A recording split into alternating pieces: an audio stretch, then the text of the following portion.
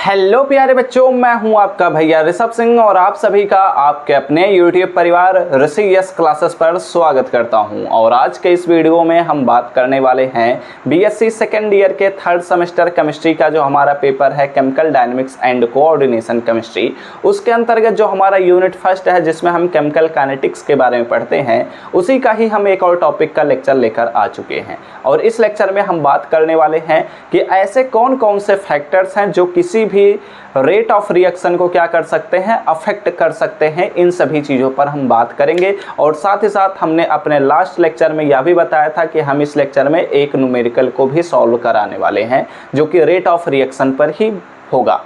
ठीक है, तो चलिए अपने इस वीडियो की शुरुआत करते हैं। लेकिन अगर आप सभी इस चैनल पर पहली बार आए होंगे और अपने तैयारी को स्टार्टिंग से बेहतर बनाना चाहते हैं तो जरूर सब्सक्राइब करने के साथ बेल आइकन को ऑल पर सेलेक्ट कर लीजिएगा। इस वीडियो का पीडीएफ आप सभी को हम टेलीग्राम चैनल पर प्रोवाइड कर देंगे, तो आप हमारे टेलीग्राम चैनल से ज्वाइन कर लीजिए। साथ ही साथ आप हमें इंस्टाग्राम पर भी फॉलो कर सकते हैं, उनके लिंक आप सभी को डिस्क्रिप्शन में मिल जाएंगे। ठीक है, अब इस वीडियो को शुरू करने से पहले आपको 2-3 बातों का खास ध्यान रखना है। पहली बात तो ये कि जो हमारे पास पिछले जो क्लासेस हैं उन्हें आप लोग ज़रूर चेकआउट कर लीजिएगा, क्योंकि हमने पिछले क्लासेस में यह बात कर लिया कि केमिकल काइनेटिक्स क्या होता है, रेट ऑफ रिएक्शन क्या होता है, ब्रिज रेट ऑफ रिएक्शन क्या होता है, इंस्टेंटेनियस रेट ऑफ रिएक्शन क्या होता है, इनका रिप्रेजेंटेशन कैसे किया जाता है, और भी बहुत सारी चीज़ों पर हमने डिस्कशन किया था। तो अगर आप लोग उस प्लेलिस्ट को ज़रूर चेकआउट करना चाहते हैं तो आप लोगों को लिंक मैं डिस्क्रिप्शन में प्रोवाइड कर दूँगा, अदरवाइज आपको आई बटन पर भी लेक्चर्स मिल जाएंगे।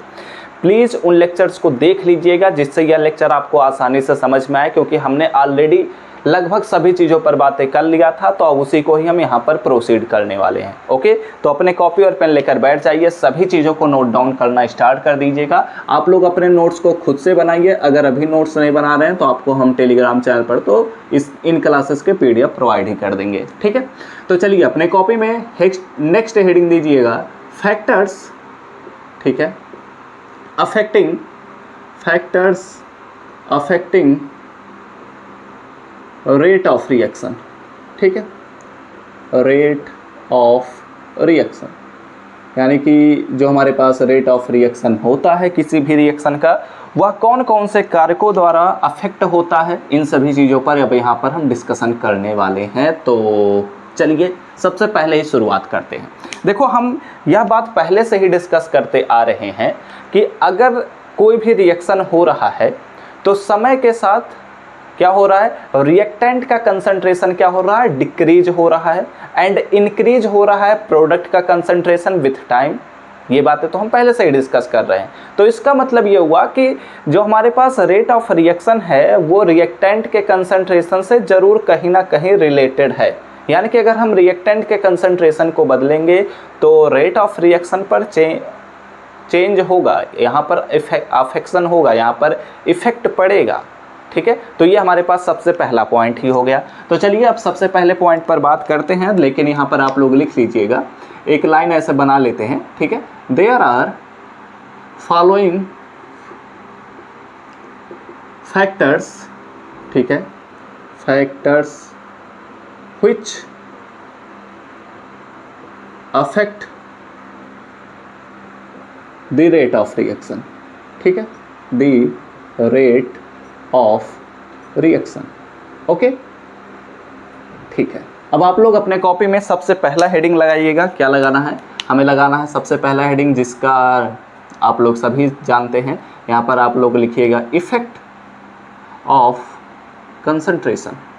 ठीक है, अगर हम कंसंट्रेशन में बदलाव करते हैं, कंसंट्रेशन, ठीक है, ऑफ रिएक्टेंट भी लिख लीजिए, क्योंकि प्रोडक्ट का केस नहीं डिस्कस करेंगे बल्कि हम रिएक्टेंट का केस डिस्कस करेंगे। ठीक है, तो अगर हम रिएक्टेंट के कंसंट्रेशन में बदलाव करते हैं तो ऐसे सिचुएशन में रेट ऑफ रिएक्शन पर क्या प्रभाव पड़ेगा, आइए बात करते हैं।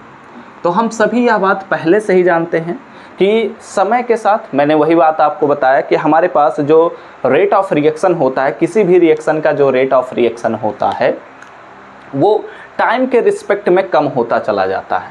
ठीक है, इसके पीछे का रीज़न क्या है कि रिएक्टेंट का कंसंट्रेशन जो होता है वो क्या होता है, समय के साथ डिक्रीज करता है और प्रोडक्ट का कंसंट्रेशन समय के साथ इंक्रीज करता है। तो इसका मतलब ये हुआ कि हम यहाँ पर इन चीज़ों को लिखते चलते हैं। ठीक है, तब आपको और भी ज़्यादा अच्छे से समझ में आएगा।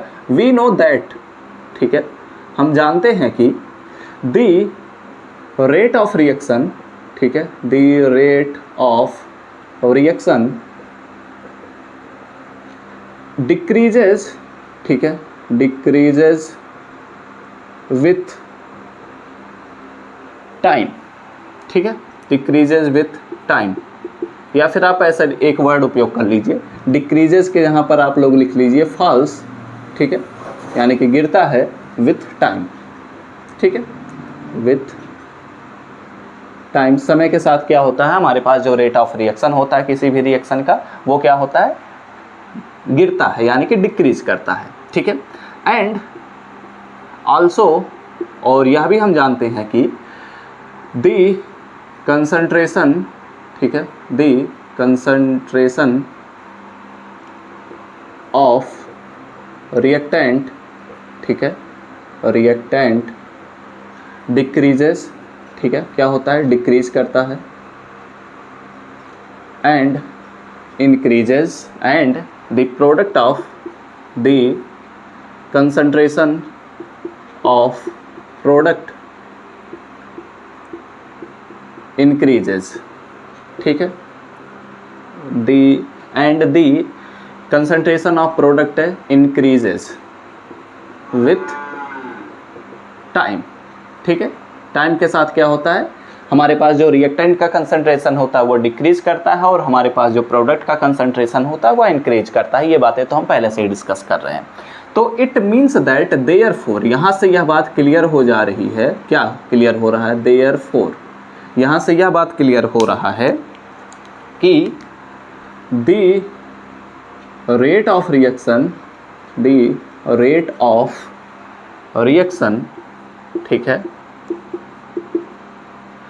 The rate of reaction is directly, क्या होता है, डायरेक्टली प्रोपोर्शनल, ठीक है, proportional to the concentration of reactant, ठीक है। ये बातें मैं दोनों तरीके से समझा सकता था, मैं आपको डायरेक्ट भी बता सकता था कि हमारे पास जो किसी भी रिएक्शन का रेट ऑफ रिएक्शन होता है वह उस रिएक्टेंट के कंसंट्रेशन के डायरेक्टली प्रोपोर्शनल होता है। हम यहाँ से भी इस बात को शुरू कर सकते थे और फिर आपको लास्ट में यह बताते कि हम जानते हैं कि हमारे पास जो कोई भी रिएक्शन होता है तो उसका रेट ऑफ रिएक्शन टाइम के साथ डिक्रीज करता है, फॉल होता है, एंड आल्सो हमारे पास जो रिएक्टेंट का कंसंट्रेशन होता है वो भी डिक्रीज करता है। इसका मतलब ये दोनों एक दूसरे के प्रोपोर्शनल हैं, ठीक है, क्योंकि ये भी डिक्रीज करता है, ये भी डिक्रीज करता है टाइम के रिस्पेक्ट में, इसलिए ये दोनों एक दूसरे के क्या है, डायरेक्टली प्रोपोर्शनल हैं, ठीक है। तो ये बातें हमने अपने पहले पॉइंट्स में देखा कि हमारे पास effect of concentration of reactant क्या है, ठीक है। अब चलिए बढ़ते हैं अपने अगले पॉइंट की तरफ। ये बातें आपको समझ में आई होंगी, कोई दिक्कत परेशानी की बात नहीं है। आप चाहे तो एक लाइन और बढ़ा भी सकते हैं, यहाँ पर लिख लीजिए rate of reaction is proportional to the concentration of reactant, ऐसे भी लिख सकते हैं, ठीक है। यहाँ पर आप लिख भी लीजिए चाहे तो, rate of reaction, rate of reaction, ठीक है, rate of reaction is proportional to the concentration, ठीक है, कंसंट्रेशन ऑफ रिएक्टेंट, ठीक है। ये आप लोग की पॉइंट के तौर पर भी याद रख सकते हैं कि हाँ ये एक्चुअली होता है, इसलिए ये सर जी आपने बताया भी था, और ये बातें अगर हम याद रखेंगे तो हमारे जो सेंटेंस ऊपर लिखे गए हैं ये बनाए जा सकते हैं, ठीक है। तो ये हमने अपने पहले पॉइंट को डिस्कस किया, ओके, इतनी बातें समझ में आई, कोई भी दिक्कत तो नहीं होनी चाहिए, ठीक है। तो अब बढ़ते हैं अपने बी नंबर के पॉइंट पर। यहाँ पर हम डिस्कस करते हैं कि अगर हम किसी भी रिएक्शन में, ठीक है, टेम्परेचर को बढ़ा देते हैं तो ऐसे सिचुएशन में रिएक्शन पर क्या प्रभाव पड़ता है। तो इफ़ेक्ट ऑफ टेम्परेचर, आप लोग अपने कॉपी में नेक्स्ट हेडिंग दीजिएगा, इफ़ेक्ट ऑफ टेम्परेचर, ठीक है। तो एक बात आप लोग हमेशा याद रखिएगा, वैसे यहाँ पर आप लोगों को एक कोलिजन थियरी भी पढ़ना है जो कि हमें इसी यूनिट के अंतर्गत भी पढ़ना है, ठीक है। तो एक कोलिजन थ्योरी होता है, यानी कि जब मॉलिक्यूल्स एक दूसरे से टकराते हैं तो उसमें एक इफेक्टिव कोलिजन होता है जिसकी वजह से ही हमारे पास रिएक्शन प्रोसीड होता है। जरूरी नहीं है कि हर एक कोलिजन इफेक्टिव कोलिजन हो, मैं आपको बाद में समझाऊंगा। एक्टिवेशन एनर्जी का कॉन्सेप्ट भी समझाना रहेगा, बहुत सारी चीज़ें हम इस यूनिट के अंतर्गत डिस्कस करेंगे। तो क्या होता है जब हम टेम्परेचर को बढ़ाते हैं, ठीक है, आप लोग इतना तो समझ रहे हैं ना कि अगर किसी भी कंटेनर में हम गैस को रख देते हैं तो अब उसके टेम्परेचर को अगर हम बढ़ाते हैं तो गैस के जो मॉलिक्यूल्स होंगे वो बहुत ही तेज़ी से क्या करेंगे, अपने मोशन को बढ़ाएंगे, कहीं इधर इधर इधर इधर जिगजैग मोशन अपने तेज़ी से करने शुरू कर देंगे। तो यानी कि टेम्परेचर जब बढ़ेगा तो मॉलिक्यूल्स का जो कोलिजन है वो बढ़ता चला जाएगा। ठीक है, अगर ये बातें नहीं समझ में आ रही हैं तो बस आपको इतना ध्यान रखना है कि जब किसी भी रिएक्शन के टेम्परेचर को हम बढ़ाते हैं तो उसका रेट ऑफ रिएक्शन भी इंक्रीज कर जाता है। ठीक है, और इसमें भी बहुत बड़ा अभी यहाँ पर आपको पॉइंट समझाऊंगा जहाँ से आप लोगों के क्वेश्चन पूछे जाते हैं अक्सर, तो उसे आप लोगों को ध्यान रखना है। ठीक है, और हाँ, वो कोलिजन वाला पॉइंट मैं बता देता हूँ आप सभी को। जब कोलिजन मतलब टेम्परेचर हमने बढ़ाया तो कोलिजन तेज़ी से होने लग जाएगा, तो उसमें भी इफेक्टिव कोलिजन्स भी तेज़ी से होने लग जाएंगे, क्योंकि जितने ज़्यादा मॉलिक्यूल्स तेज़ी से टकराएंगे उनमें चांसेस है कि इफेक्टिव कोलिजन भी ज़्यादा तेज़ी से होने लग जाएगा, जिसकी वजह से हमारे पास रिएक्शन तेज़ी से होता है। ठीक है, ओके। तो यहाँ पर आप लोग लिख लीजिएगा कि इफेक्ट ऑफ टेम्परेचर, तो यहाँ पर आप लोग लिख लीजिएगा कि टेम्परेचर ऑफ, ठीक है, temperature also affect the rate of reaction. ठीक है, ये तो खैर एक ऐसा लाइन है जो आप हर एक हेडिंग में लिख सकते हैं। ठीक है, द रेट ऑफ रिएक्शन। ठीक है, अगर नोट्स में आप लोग चीज़ों को बढ़ाना चाहते हैं तो ऐसे भी आप लोग लिख सकते हैं। तो temperature also affect the rate of reaction generally. ठीक है, यहाँ पर मैं जनरली वर्ड उपयोग कर रहा हूँ क्योंकि सामान्यतः ऐसा देखा जाता है, बट कुछ ऐसे भी केसेस होंगे जिसमें इसका विपरीत भी हो सकता है। ठीक है, तो इसलिए मैं वो वर्ड उपयोग किया जनरली। ठीक है, generally the rate of reaction, ठीक है, the rate of reaction increases, ठीक है, increases with rise in temperature। ठीक है, जब हम टेम्परेचर को बढ़ाएंगे तो हमारे पास जो रेट ऑफ रिएक्शन होता है किसी भी रिएक्शन का, वो देखा जाता है कि जनरली इंक्रीज करता है। और इसमें एक बहुत ही इंपॉर्टेंट लाइन ये मैं लिखने वाला हूँ कि इन मोस्ट केसेस, ठीक है, ये अक्सर पूछ भी दिया जाता है, इन मोस्ट केसेस, ठीक है, ए राइज इन 10 डिग्री सेंटीग्रेड। ठीक है, अगर हम 10 डिग्री सेंटीग्रेड टेम्परेचर को बढ़ा देते हैं, a rise in 10 degree centigrade temperature, ठीक है, ऑफ एनी रिएक्शन, ठीक है, एनी रिएक्शन, ओके, ठीक है, the rate of reaction, the rate of reaction, the rate of reaction becomes, ठीक है, कैसे लिख सकते हैं, the rate of reaction doubles, नहीं, become double। ठीक है, ऐसे लिख लेते हैं, become double। ठीक है, क्या होता है, जो रेट ऑफ रिएक्शन होता है, अगर हम किसी भी रिएक्शन में 10 डिग्री सेंटीग्रेड टेम्परेचर को बढ़ा देते हैं, ठीक है, तो ऐसा देखा जाता है कि जो रेट ऑफ रिएक्शन होता है वो डबल या ट्रिपल भी कई बार देखा जाता है कि हो जाता है। ठीक है, इसलिए हमारे पास जो टेम्परेचर का अफेक्शन होता है, इफेक्ट होता है रेट ऑफ रिएक्शन पर, वो बहुत ही इंपॉर्टेंट बन जाता है। इसलिए हम अक्सर कहते हैं कि हम अपने टेम्परेचर को कांस्टेंट रखेंगे और प्रेशर को भी कांस्टेंट रखेंगे, क्योंकि वह रेट ऑफ रिएक्शन को अफेक्ट करने लग जाता है। ठीक है, तो ये हमने अपने दूसरे पॉइंट को भी डिस्कस किया। तो आप लोग इतनी चीज़ों का पहले स्क्रीनशॉट लीजिए फटाफट से, उसके बाद हम बात करते हैं अगले पॉइंट पर। ठीक है, तो टेक द स्क्रीनशॉट। हो गया स्क्रीनशॉट, इरेज करूँ, सारी चीज़ें समझ में आ रही है ना। रेट ऑफ रिएक्शन किस किस चीज़ पर डिपेंड करता है, रिएक्टेंट्स के कंसंट्रेशन पर, आल्सो प्रोडक्ट के भी कंसंट्रेशन पर डिपेंड करेगा, बट यहाँ पर हम उस पर बात नहीं करेंगे। ठीक है, क्योंकि एक्चुअली रिएक्टेंट से ही तो हमारे पास रेट ऑफ रिएक्शन बनना शुरू हो रहा है। ठीक है, एंड फिर उसके बाद हमने बात किया कि टेम्परेचर हमारे पास बहुत ही मायने रखता है, कि टेम्परेचर भी हमारे पास क्या करेगा, रेट ऑफ रिएक्शन को अफेक्ट करता है। ठीक है, ओके, चलिए अभी से हम इरेज करते हैं, फिर उसके बाद हम बढ़ते हैं कि अगर हम रिएक्शन में कोई भी कैटालिस्ट उपयोग कर लेते हैं तब क्या होगा। हाँ, ये तो बात सही है, क्योंकि हम अक्सर कई रिएक्शंस देखते हैं कि जिसमें कैटालिस्ट उपयोग हुए रहते हैं। तो ऐसे सिचुएशन में हम क्या कहेंगे? तो ऐसे सिचुएशन में हम क्या कहेंगे अभी बात करते हैं, ठीक है। तो ये हमने किया अपने बोर्ड को क्लीन, ठीक। आओ चलो, ठीक है, नोट डाउन कर चुके होंगे, काफ़ी तो अच्छे से बना ही रहे होंगे, ठीक है। बढ़ते हैं सी पॉइंट पर। यहाँ पर आप लोग लिखिएगा इफेक्ट ऑफ कैटालिस्ट।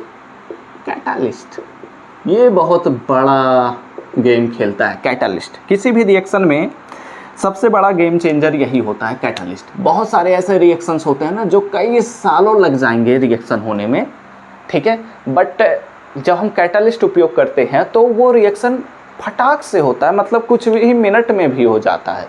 लेकिन ऐसे कुछ रिएक्शंस होते हैं जो कि बहुत ही तेज़ी से होने चाहिए थे, बट कैटालिस्ट जैसे ही उपयोग करते हैं वो रिएक्शन ही नहीं करता, इतना ख़राब कंडीशन उपयोग कर देता है, बना देता है, ठीक है। तो जनरली हम कहते हैं, ठीक है, कैटालिस्ट का जनरली हम जो डिफिनीशन देते हैं वो कहते हैं कि कैटालिस्ट हम केवल शुरुआत में इसीलिए खोजा गया था कैटालिस्ट को कि वो रेट ऑफ रिएक्शन को इंक्रीज कर दे। मतलब कोई ऐसा रिएक्शन है जो कई सालों बाद हो सकता है, तो उसे कैटालिस्ट उपयोग करेंगे और वो रिएक्शन 10 मिनट के अंतर्गत, 15 मिनट के अंतर्गत हो सकता है, 2 मिनट के अंतर्गत हो सकता है, बहुत ही तेज़ी से भी हो सकता है, ठीक है। तो इसलिए हम कहते हैं कि कैटालिस्ट जो होता है वो रेट ऑफ रिएक्शन को जनरली इंक्रीज करता है। मैंने वर्ड उपयोग किया है जनरली, सामान्यतः, ठीक है, हर एक केस में नहीं, कुछ केसेस में, ठीक है। तो यहाँ पर हम लिखेंगे कि कैटालिस्ट, ठीक है, कैटालिस्ट और those compounds, ठीक है, which generally, ठीक है, generally increases the rate of reaction,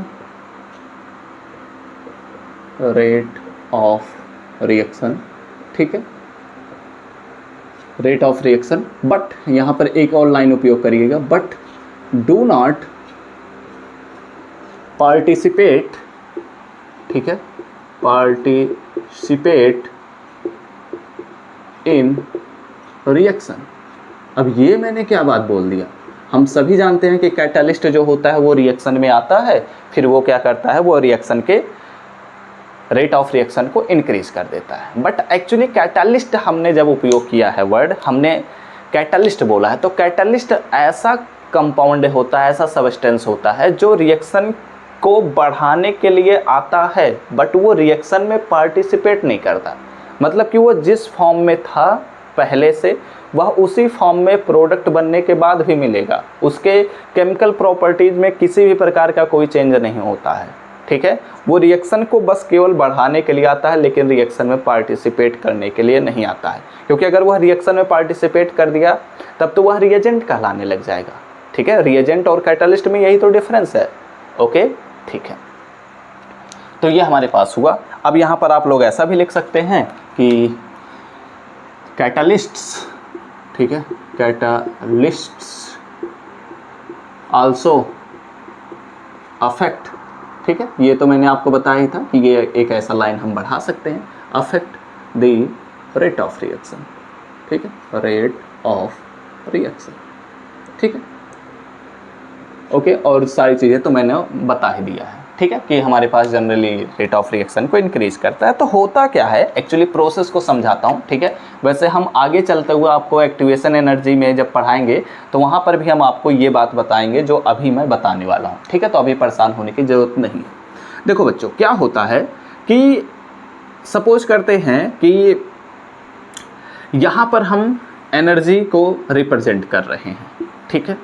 तो रिएक्टेंट जो होता है, जो हमारे पास बहुत सारे रिएक्टेंट हैं, ठीक है, तो उनका हम सपोज करते हैं कि उनका एनर्जी लेवल कुछ यहाँ पर है, ठीक है। ये मैंने जो लाइन ड्रॉ किया है ये रिएक्टेंट्स की एनर्जी लेवल को बता रहा है, ठीक है। अब होता क्या है कि ये जो हमारे पास एनर्जी लेवल है, जब रिएक्टेंट्स यहाँ पर आते हैं इस एनर्जी लेवल पर, तो अगर ये रिएक्शन करना चाहते हैं और ये प्रोडक्ट का फॉर्मेशन करना चाहते हैं, ठीक है, तो यहाँ पर एक एनर्जी बैरियर होता है, ठीक है, और उस एनर्जी बैरियर के ऊपर अगर इनकी एनर्जी पहुँच जाती है, ठीक है, रिएक्टेंट्स की एनर्जी अगर वह इस एनर्जी बैरियर के ऊपर पहुंच जाती है तो ये रिएक्टेंट्स क्या करते हैं, प्रोडक्ट का फॉर्मेशन करते हैं और एनर्जी को यहाँ पर डिक्रीज कर देते हैं। यहाँ पर हमारे पास प्रोडक्ट बन चुका है और यहाँ पर हमारे पास रिएक्टेंट है, ठीक है। तो अब जब हम कैटलिस्ट उपयोग करते हैं, ठीक है, तो वो क्या करता है, यह जो हमारे पास एनर्जी बैरियर है इसको क्या करता है ना कि वो लोअर कर देता है, ठीक है, घटा देता है और वह प्रोडक्ट का फॉर्मेशन तेज़ी से करने लगता है। क्योंकि अगर हम बात करते हैं तो कुछ ऐसे मॉलिक्यूल्स होंगे जो इस एनर्जी बैरियर को पार नहीं कर पा रहे थे, इस एनर्जी बैरियर को मैं बात कर रहा हूँ यहाँ से लेकर यहाँ तक का, बट जब कैटलिस्ट हमने उपयोग किया तो यह एनर्जी बैरियर यहाँ पर आ गया, जिसकी वजह से जो इतने एनर्जी बैरियर को क्रॉस नहीं कर पा रहे थे अब वो भी क्रॉस करना शुरू कर देंगे, जिसकी वजह से प्रोडक्ट का फॉर्मेशन तेज़ी से होने लग जाता है, ठीक है। समझ में आई बात? ओके, तो अगर आप चाहें तो इतनी भी चीज़ों का स्क्रीनशॉट ले सकते हैं, लेकिन यहाँ पर आपको हम सारी चीज़ें बस आपको जनरली समझा दिए हैं, यहाँ पर एक्सप्लेनेशन सारी चीज़ों को हमने नहीं दिया है। तो अगर आप लोग इतनी चीज़ों का चाहें तो स्क्रीनशॉट ले सकते हैं, अदरवाइज आप छोड़ सकते हैं। और ये जो ग्राफ अभी मैंने प्लॉट किया है ये आपको मैं पढ़ाऊँगा एक्टिवेशन एनर्जी में, ठीक है। तो वहाँ पर आपको अरेनियस इक्वेशन का कॉन्सेप्ट, एक्टिवेशन एनर्जी के बारे में ये सारी चीज़ें जब समझाऊंगा तो ये जो हमने अभी समझाया बस शॉर्टकट में वो हम पूरा एक्सप्लेन करेंगे डिटेल एक्सप्लेनेशन के साथ, ठीक है। तो यहाँ पर मैंने बस शॉर्टली समझा दिया है कि एक्चुअली कैटलिस्ट किस प्रकार से काम करता है, ठीक है। तो ये मैं फ़िलहाल इरेज कर दे रहा हूँ। अब हम बढ़ते हैं अपने अगले फैक्टर की तरफ। चलिए, तो आप लोग अपने कॉपी में नेक्स्ट हेडिंग दीजिएगा डी नंबर का पॉइंट, जिसमें हम डिस्कस करेंगे कि effect of nature of reactant, ठीक है। रिएक्टेंट लिखिए। रिएक्टेंट के नेचर से क्या फ़र्क पड़ता है रेट ऑफ रिएक्शन पर, इसके बारे में अब यहाँ पर हम डिस्कशन करेंगे, ठीक है। जो रिएक्टेंट्स होते हैं ना उनका नेचर भी बहुत मायने रखता है। अगर रिएक्टेंट्स पोलर मॉलिक्यूल है, ठीक है, तो ऐसे सिचुएशन में क्या होगा, रेट ऑफ रिएक्शन में कैसा फ़र्क पड़ता है। अगर वह नॉन पोलर मॉलिक्यूल है तब कैसा फ़र्क पड़ता है, ये सारी चीज़ें आपको यहाँ पर देखने को मिलेगा, ठीक है। तो इसलिए रिएक्टेंट का जो नेचर होता है वो बहुत ही ज़्यादा मायने रखता है कि एक्चुअली रिएक्शन का रेट ऑफ रिएक्शन कितना होगा। तो यहाँ पर आप लोग इसी लाइन को रिपीट कर सकते हैं कि nature of reactant also affect the rate of reaction, ठीक है, रेट ऑफ रिएक्शन। ओके, मैंने बस ये एक लाइन लिख दिया। अब यहाँ पर आप लोग ध्यान दीजिएगा, ठीक है। अगर हमारे पास आयनिक मॉलिक्यूल है, ठीक है, यहाँ पर लिखिएगा इफ आयनिक, ठीक है, आयोनिक, इफ यहाँ पर ऐसे लिखिए, if the nature of reactant, यानी कि जितने भी हमारे पास रिएक्टेंट हैं, ठीक है, वो सभी के सभी आर आयनिक, पोलर हैं, ठीक है। यहाँ पर आप लिख सकते हैं आयनिक स्लैश पोलर, ठीक है। तो ऐसे सिचुएशन में the rate of reaction becomes very fast, बहुत ही तेज हो जाता है, ठीक है, very fast. But the rate of reaction, ठीक है, but the rate of reaction of, ठीक है, कोवैलेंट कंपाउंड्स, ठीक है, जिनमें किसी भी प्रकार की ध्रुवता नहीं नज़र में आती है, कोवैलेंट कंपाउंड्स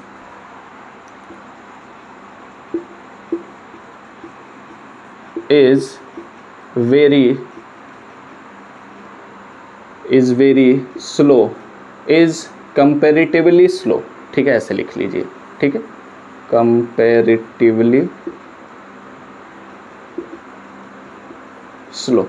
ठीक है, मतलब अगर हम आयनिक कंपाउंड्स की तुलना में देखते हैं तो हमारे पास जो कोवैलेंट कंपाउंड्स होते हैं इनकी जो रेट ऑफ रिएक्शन होती है ये बहुत धीमी होती है। अब ये आप लोग एग्जाम्पल के तौर पर देखना अगर चाहते हैं तो मैंने आपको पहले ही लेक्चर में समझाया था, केमिकल काइनेटिक्स जब मैं आपको समझा रहा था तो वहाँ पर आपको मैंने बताया था कि अगर हम AgNO3 लेते हैं साथ ही साथ सोडियम क्लोराइड लेते हैं तो ये हमारे पास एक आयनिक रिएक्शन था और मैंने आपको बताया था कि ये रिएक्शन बहुत ही तेज़ी से होता है। 10⁻⁻14 सेकेंड से लेकर 10⁻⁻16 सेकेंड का टाइम लगता है।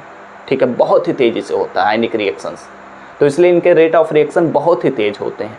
बट जब हमने आपको समझाया था कि जैसे चीनी को पानी में घोलना, ठीक है, तो यहाँ पर हमारे पास जो रिएक्टेंट्स हैं, ठीक है, उनमें से एक रिएक्टेंट भले ही पोलर मॉलिक्यूल है बट हमारे पास दूसरा रिएक्टेंट ऐसा है जो कि कोवैलेंट कंपाउंड्स है। ठीक है, तो ऐसे सिचुएशन में ये जो कोवैलेंट हमारे पास कंपाउंड्स होते हैं इनके रेट ऑफ रिएक्शन बहुत धीमे होते हैं, ये तेज़ी से रिएक्शन नहीं करते हैं। पानी में चीनी को घोल कर देख लीजिए, बहुत ही टाइम लगता है, मतलब बहुत टाइम नहीं लगता लेकिन कंपेरेटिवली स्लो तो होता है। ठीक है, तो वही बात मैंने यहाँ पर लिख दिया।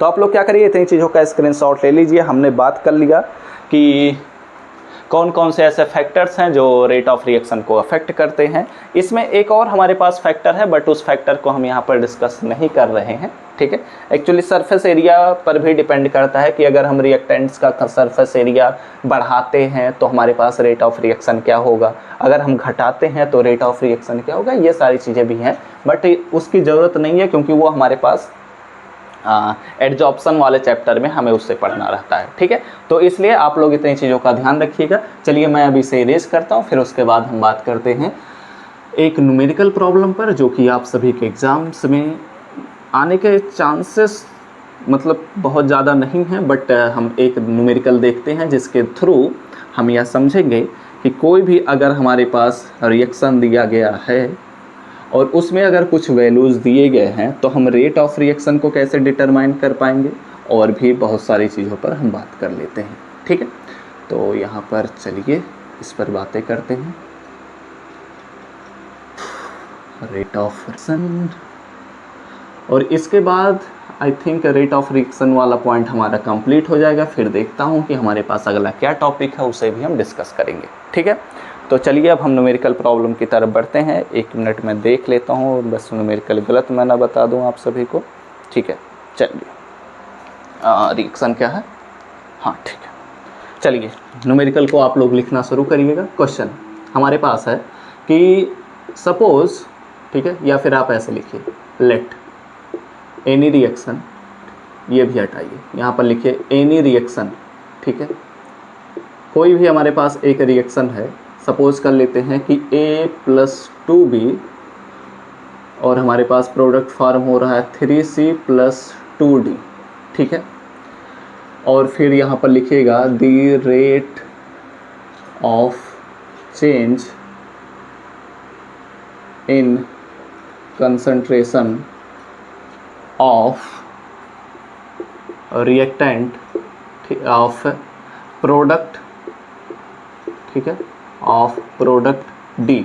ठीक है, D प्रोडक्ट के लिए जो rate of change in concentration है वो हम यहाँ पर लिख दे रहे हैं 0.4 mole litre inverse second inverse. ठीक है, तो आपको फाइंड करना है, देन कैलकुलेट, ठीक है, calculate the rate of reaction.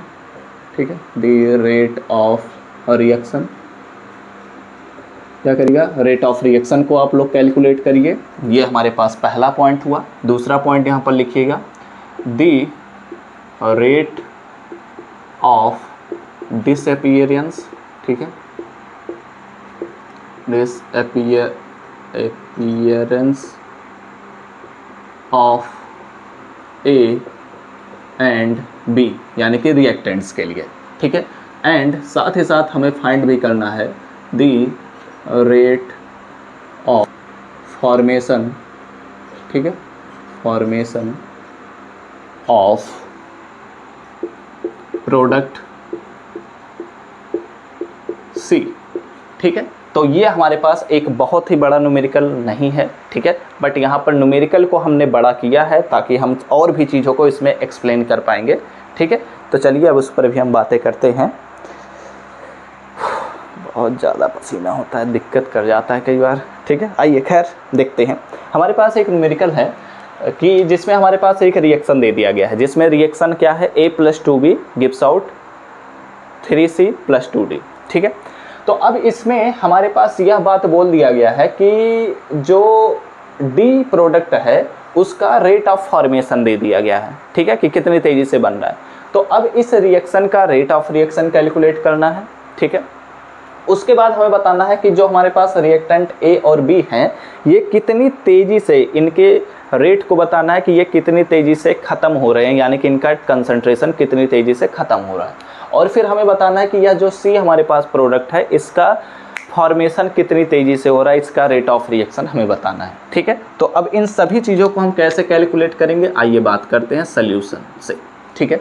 तो सबसे पहले गिवन दैट आप लोग लिखने का तरीका सीखिए। लिखने का तरीका अगर आप समझेंगे तो आपके नंबर वैसे ही बढ़ जाएंगे। A + 2B, ठीक है, और यहाँ पर हमारे पास आएगा 3C + 2D, ठीक है, ये हमारे पास रिएक्शन है। सो देन दी, ठीक है, दी रेट, ठीक है, ऐसे लिखिए, दी इंस्टेंटेनियस, ठीक है, instantaneous rate of reaction, rate of reaction, ठीक है। इसकी सहायता से ही हम कैलकुलेट करना आप सभी को सिखाने वाले हैं कि अब आप लोग इस रिएक्शन का इंस्टेंटेनियस रेट ऑफ रिएक्शन सबसे पहले लिखिए। तो हमारे पास A रिएक्टेंट है इसलिए 1 माइनस लगेगा और यहाँ पर D concentration of A upon में dt हो जाएगा, इज इक्वल टू, यहाँ पर हमारे पास माइनस लगेगा और 1/2 हो जाएगा। अब आप सभी को ये रिप्रेजेंटेशन लिखना आना चाहिए। अब यहाँ पर मैं आपको लिखने का तरीका नहीं सिखाऊंगा, बस आपको यह बात पता होना चाहिए कि कैसे लिखा जाता है, ठीक है। और ये प्रोडक्ट है इसलिए हम यहाँ पर प्लस लगा रहे हैं। तो आप लोग खुद से पहले लिख लीजिए, उसके बाद आप इस वीडियो को आगे बढ़ा सकते हैं, ठीक है। तो यहाँ पर हमने इन चीज़ों पर बातें कर लिया, ओके। अब देखिए आगे बढ़ते हैं। अब यहाँ पर हमने रेट ऑफ रिएक्शन को लिख लिया। अब सवाल आता है कि हमें वैल्यू क्या और दिया गया है। ये हमारे पास दिया गया है कि D के फॉर्मेशन का रेट कितना है, ठीक है, उसके कंसंट्रेशन में कितनी तेज़ी से बदलाव हो रहा है। तो यहाँ पर हमारे पास दिया गया है गिवन द एंड, यहाँ पर आप ऐसे लिखिए एंड, और हमारे पास दिया गया है D of concentration D upon में dt का वैल्यू दे दिया गया है 0.4 mole litre inverse second inverse हमारे पास दे दिया गया है, ठीक है, okay.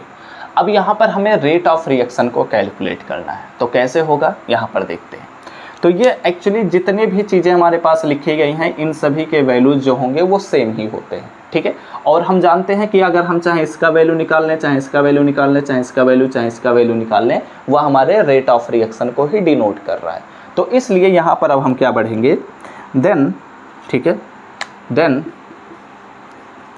Rate of reaction, rate of reaction जो है, ठीक है, then the rate of reaction जो होगा वो हमारे पास क्या हो जाएगा, इसको हम निकाल लेते हैं। तो 1/2 एंड यहाँ पर d अपॉन में dt, ठीक है। अब वैल्यूज़ को पुट कर लीजिए, तो 1/2 हो जाएगा एंड इसका वैल्यू जो हम पुट करेंगे तो यहाँ पर मल्टीप्लाई 0.4, तो इसको सॉल्व करेंगे तो यहाँ पर हो जाएगा 0.2 मोल, यहाँ पर मैं नीचे लिख देता हूँ, ठीक है। तो 0.2 mole litre inverse second inverse हो जाएगा। सॉल्व करना तो जानते हैं ना, 2 से इसको काटेंगे तो 0.2 मिलेगा, तो ये हमारे पास वैल्यूज हो जाएंगे, ठीक है। तो यहाँ पर मैं फ़िलहाल ऐसे ही छोड़ देता हूँ आप लोग, क्योंकि यहाँ पर काट दूंगा तो बहुत ज़्यादा मिस हो जाएगा, ठीक है। तो ये हमने क्या किया, रेट ऑफ रिएक्शन को डिटरमाइन कर लिया। अब हमने रेट ऑफ रिएक्शन को जब डिटरमाइन किया तो हमें और भी वैल्यूज़ को कैलकुलेट करना है। क्या क्या कि A और B का डिसअपेरियंस रेट क्या है, ठीक है। तो डिसअपेरियंस रेट अगर हम कैलकुलेट करना चाहते हैं तो यहाँ पर आप लोग लिखिएगा द रेट ऑफ डिसअपियरेंस, ठीक है, डिसअपियरेंस ऑफ A, ठीक है। तो यहाँ पर एक अगर हम डिसअपेरेंस रेट देखना चाहते हैं तो इसके बराबर हम किसी एक वैल्यू को कर सकते हैं जो हमें पता होगा। तो यह वैल्यू हमें पहले पता है तो इसलिए हम इसके बराबर उसको पुट कर देते हैं। तो हमारे पास हो जाएगा -d concentration of A upon में हो जाएगा dt इज इक्वल टू यहाँ पर हो जाएगा 1/2 एंड यहाँ पर d concentration of d upon में dt हो जाएगा। ठीक है, अब यहाँ पर वैल्यूज़ को आप पुट कर लीजिए। तो यहाँ पर -d concentration of a upon में dt इज इक्वल टू, ये वैल्यूज़ तो हमने पहले ही कैलकुलेट कर लिया, तो हमारे पास है 0.2 mole litre inverse second inverse. ठीक है, बट यहाँ पर माइनस साइन लगा है तो यहाँ पर आप लोग माइनस साइन लगा लीजिएगा। ठीक है, ऐसा मैं क्यों बोल रहा हूँ, क्योंकि हम जानते हैं कि हमारे पास रिएक्टेंट है तो इसका जो रेट ऑफ डिकम्पोजिशन होगा, डिसअपियरेंस होगा, वो हमारे पास निगेटिव में मिलेगा। ठीक है ना, क्योंकि कंसंट्रेशन बाद में घटता चला जाता है तो इसलिए निगेटिव साइन हम उपयोग करते हैं ताकि वो पॉजिटिव बना जाए। ठीक है, तो इसलिए आप ऐसा लिख सकते हैं। आप चाहें तो इस माइनस को यहाँ से हटाकर यहाँ पर भी लिख सकते हैं, वो आप पर डिपेंड करेगा। ठीक है, अब बढ़ते हैं डिसअपियरेंस रेट बी पर भी बात कर लेते हैं, यहीं लगे हाथ एंड बी। ठीक है, तो अगर हम बी पर भी बात करना चाहते हैं तो यहीं पर ही इसके भी वैल्यू को कैलकुलेट कर लेते हैं। ठीक है, तो अब इसको इसके बराबर कर लीजिए, तो 1/2 से गायब हो जाएगा एंड यहाँ पर माइनस लगा रहेगा, तो -d ऐसे मैं लिख देता हूँ एक line, -1/2 d of concentration of b and dt and यहाँ पर हो जाएगा 1/2 dt हो जाएगा। ठीक है, इतनी बातें समझ में आ रही होंगी।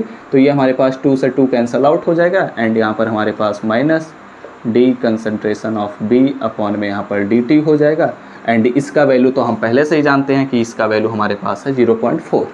तो ये हमारे पास 0.4 mole litre inverse second inverse हो जाएगा।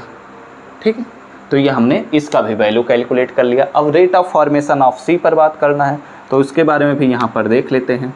ठीक है, the rate of formation of C, product C. ठीक है, तो इसका वैल्यू भी आप यहाँ से कैलकुलेट कर सकते हैं।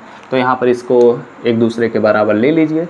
तो यहाँ पर हमारे पास 1/3 यहाँ पर हो जाएगा d of concentration of c upon में dt इज़ इक्वल टू यहाँ पर हो जाएगा 1/2 एंड यहाँ पर d of concentration of d upon में dt हो जाएगा। ठीक है, अब यहाँ पर मैं आगे लिख दे रहा हूँ क्योंकि हो सकता है नीचे मैं लिखूँगा तो आप सभी के स्क्रीन में आएगा नहीं। ठीक है, तो इसे आप अगर सॉल्व करना चाहते हैं तो इसका वैल्यू तो हम पहले से ही जानते हैं। ठीक है, तो इसका वैल्यू ये हमारे पास है। ठीक है, तो यहाँ पर इसलिए हम यहाँ पर क्या लिखेंगे, 1/3 d of concentration of c upon में dt इज़ इक्वल टू 0.2। ठीक है, अब यहाँ पर 3 से इसका मल्टीप्लिकेशन हो जाएगा तो ये 1/3 मैं हटा रहा हूँ। ठीक है, आप लोग अगले लाइन में लिखिएगा एंड यहाँ पर जब 3 से मल्टीप्लाई होगा तो यहाँ पर 0.6 हो जाएगा एंड यहाँ पर हो जाएगा mole litre inverse second inverse. ठीक है, तो ये हमने क्या किया, अपने कैलकुलेशंस को किया और यहाँ पर हमारे पास यह देखने को मिला कि हमारे पास कोई भी अगर रिएक्शन का रेट दिया गया है, ठीक है, रिएक्शन दिया गया है तो उसके रेट ऑफ रिएक्शन को हम कैसे डिटरमाइन करेंगे, इन सभी चीज़ों पर हमने बातें कर लिया। ठीक है, वैल्यूज एक बारी मैं चेक कर लेता हूँ। ठीक है, हाँ, सभी वैल्यूज सेम हैं, सही हैं। आप लोग इतनी चीज़ों का स्क्रीनशॉट ले लीजिए। हमने इस वीडियो में जितना भी हमारे पास बड़ा वीडियो बना है, लेकिन हमने इस वीडियो की सहायता से अपने रेट ऑफ रिएक्शन को पूरी तरीके से डिटेल में डिस्कशन कर लिया है। हमने सब कुछ अच्छे से समझ लिया है, आपको कहीं भी कोई भी प्रॉब्लम नहीं हुई होगी।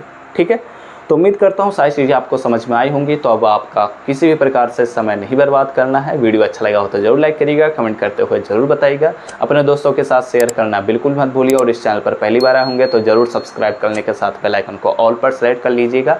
और हाँ, इस बात का खास ध्यान रखिएगा, जितनी भी चीज़ें मैं पढ़ा रहा हूँ उन सभी चीज़ों को रिवाइज़ करते रहिए। अगर आपके बुक में और भी न्यूमेरिकल्स दिखाई देते हैं तो आप उन न्यूमेरिकल्स को ट्राई करिए, अच्छे से करिए, तभी आपको सारी चीज़ें समझ में आएंगी। ठीक है, तो चलिए मिलते हैं अपने नेक्स्ट लेक्चर में। तब तक पढ़ते रहिए, संघर्ष करते रहिए और सफल होते रहिए।